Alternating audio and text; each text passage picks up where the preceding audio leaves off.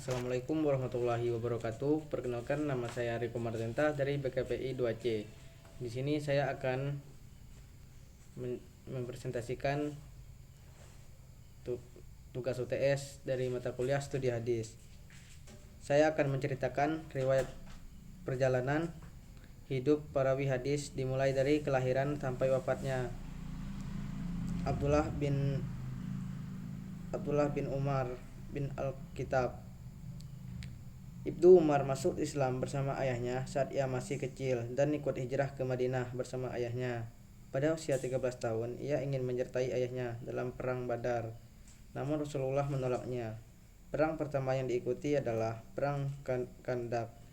Ia ikut berperang bersama Ja'far bin Abu Thalib dalam perang Mu'tah dan Tabuk pula dalam pembesaran kota Makkah. Setelah Nabi Muhammad meninggal, ia ikut dalam perang Yarmuk dan dalam pemaklukan Mesir serta daerah lainnya di Afrika.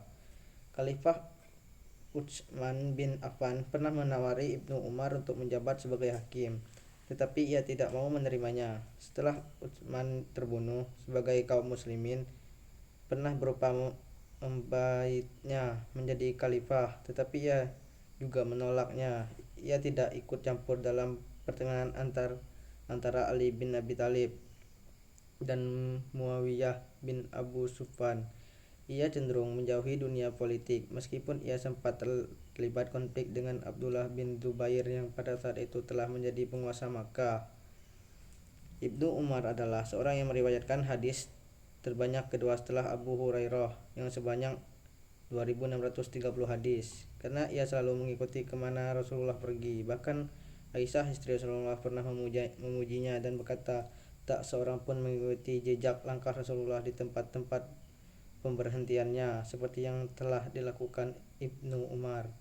Ia bersikap sangat berhati-hati dalam meriwayatkan hadis Nabi. Demikian pula dalam mengeluarkan fatwa, ia senantiasa mengikuti tradisi dan sunnah Rasul. Karenanya ia tidak mau melakukan ijtihad. Biasanya ia memberi fatwa pada musim haji atau pada kesempatan lainnya. Di antaranya para tabi'in yang paling banyak meriwayatkan darinya ialah anaknya Salim dan hamba sahayana Nabi. Kesalehan Ibnu Umar sering mendapatkan pujian dari kalangan sahabat Nabi dan kaum muslimin lainnya.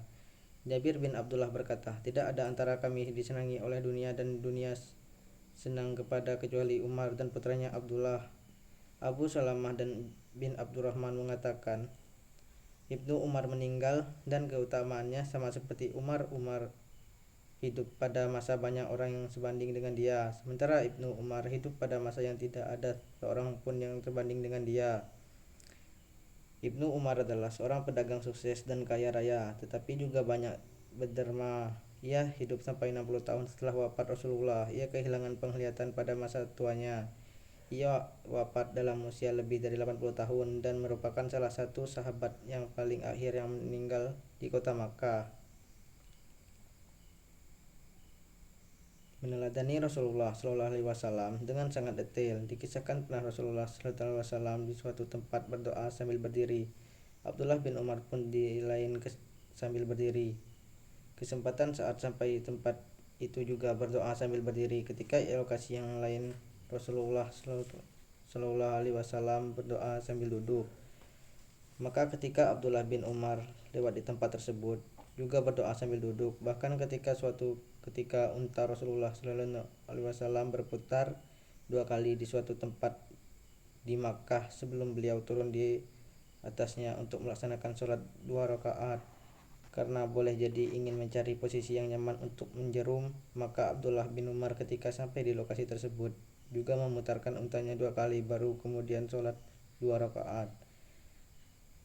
Sangat berhati-hati dalam menyampaikan hadis dan bertawa. Orang di masanya mengatakan tak seorang di antara sahabat Rasulullah SAW yang lebih berhati-hati agar tidak tercecer atau terkurangi suatu huruf pun dalam menyampaikan hadis Rasulullah SAW.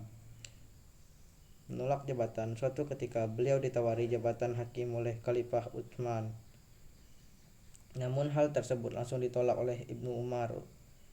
Utsman terus mendesakkan bahwa berkata, apakah engkau tidak menaati perintahku? Dan menjawab, sama sekali tidak, hanya saya dengar hakim itu ada 3 macam.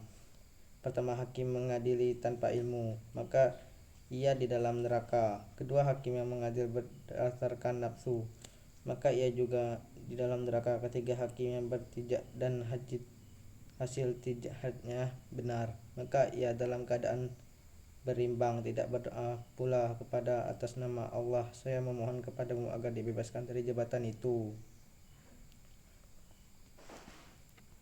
Baiklah, hanya itu yang mungkin saya dapat sampaikan. Apabila ada kata yang salah atau kurang, saya mohon maaf. Wabillahi taufiq wal hidayah. Wassalamualaikum warahmatullahi wabarakatuh.